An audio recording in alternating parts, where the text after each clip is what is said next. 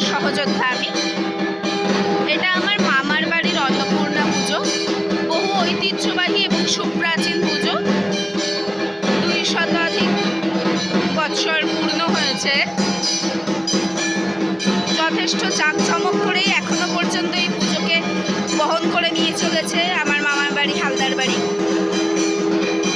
তো আজকে এই লাইভটা করার কারণ, চারিদিকে বাঙালি আগ্রাসনের শিকার, এবং সেই আগ্রাসনের শিকারের ফলে আমাদের বাঙালির অনেক ঐতিহ্য, যেগুলো আমাদের পুরনো ঐতিহ্য, সেসবগুলো হারিয়ে যেতে চলেছে। দেখতে পাচ্ছেন এখন এখানে বরণ চলছে। কালকে মায়ের পুজো ছিল, আজকে সকালেতে বেড়া অঞ্জলি বিসর্জন মানে ঘট নাড়ানো হয়ে সুতো কাটা হয়ে মায়ের পুজো এবছরের মতো সমাপ্ত হলো।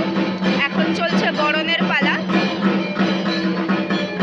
তো এই যে অন্নপূর্ণা পুজো বা বাসন্তী পুজো, এগুলো এখন মানে ভীষণ রকম কমে গেছে।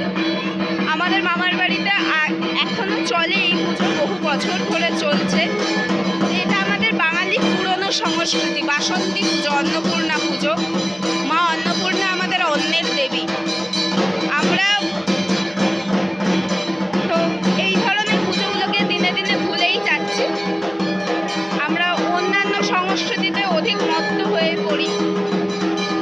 তো সেই জায়গায় দাঁড়িয়ে এখনো কোনো কোনো জায়গায়, শুধু আমার মামার বাড়ি নয় বলেই নয়, মানে আমি যেহেতু আমার মামার বাড়ির পুজোটাই এত বছর দেখছি, তাই জন্য বলা। এবং বেশ কিছু জায়গায় এখনো পর্যন্ত হয় পুজো, তেমনই আমার মামার বাড়িও একটি।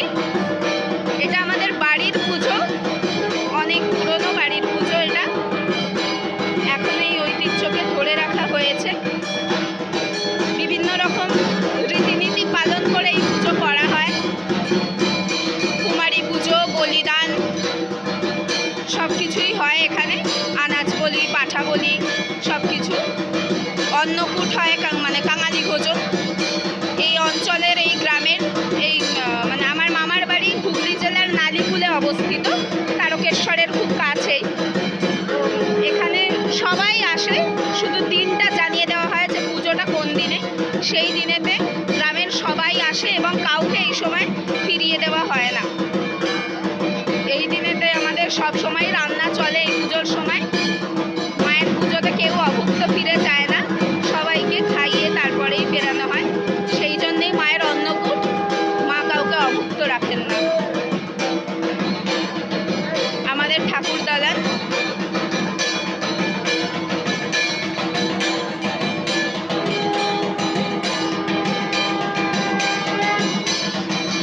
মায়ের বেদি।